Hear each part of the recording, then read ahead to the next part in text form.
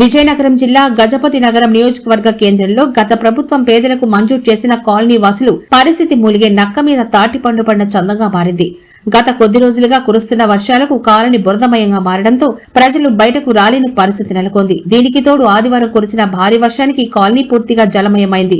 గత ప్రభుత్వం అందించిన ప్రోత్సాహంతో చాలా మంది పేదలు గత 4 సంవత్సరాలుగా ఇల్లు కట్టుకుని నివసిస్తున్నారు. జగన్ ప్రభుత్వం మంజూరు చేసిన కాలనీ అని చిన్న చూపు లేక కాలనీ వాసులు మనుషులు కాదని అనుకుంటున్నారో తెలియదు కానీ కాలనీలో ఉండడం నరకంగా మారిందని ప్రజలు ఆందోళన వ్యక్తం చేస్తున్నారు.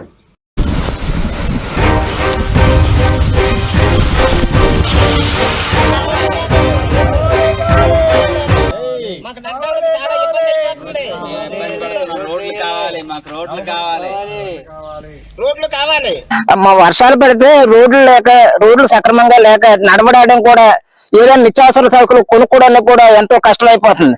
తర్వాత గ్యాస్ అంటే గ్యాస్ వ్యాన్ కూడా రావట్లేదు. ఏమైనా బురదండి మేయాలకు వస్తామని సార్ ఆడంటండి. తర్వాత వండికి తినడానికి కూడా మాకు సుఖం లేకపోతుంది. తర్వాత నిత్యావసర సరుకులు కొనుక్కోవడాకైనా ఎంత బురద పిల్లలు చెప్తే పిల్లలు కూడా వెళ్ళట్లేదు. ఏదైనా వర్షం బురద అనేసి అంటాడు. తర్వాత పాల ప్యాకెట్ రోడ్డు తెస్తే పాలోడు కూడా బురదాన్ని మేము వెనకొస్తాము అనేసి అంటాడు. మోటార్ సైకిల్ వాడు కూడా మొన్న ఒకడు వచ్చాడు, వాడు పడిపోయాడు.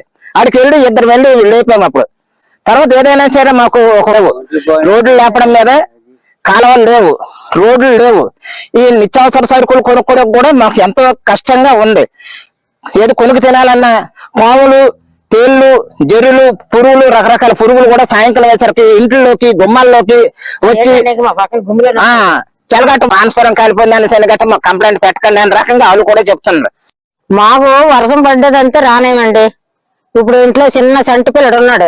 ఆ పిల్లడిని అత్తమాటికి హాస్పిటల్ తీసుకెళ్ళడం రావడం అవి రానపోతాను. పిల్లలతో రానపోతాను. పిల్లల్ని ఇప్పుడు 10 రోజులు బట్టి స్కూల్కి పంపించలేకపోను. స్కూల్ ఆపేసాము. మరి ఇలా రోడ్డు లేకపోయి ఇలా కాలువ లేకపోతే ఎలాగవుతుంది మాకు?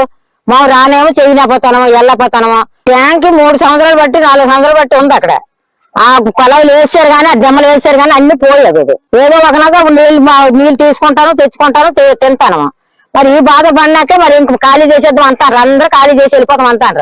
ఏడు చేస్తారు, మీరే సంస్కారం తీర్చండి. ఆ ట్యాంక్ కట్టారు ఎందుకు? కాలువలు లేవు, నీరు లేదు, ఓ రోడ్డు లేదు, పిల్లలు తీసుకెళ్ళారు, చదువులు పోతాను. ఇక్కడ ఇల్లు కట్టుకుని ఎందుకు? పిల్లల కోసమే కదా ఎంత బాధ.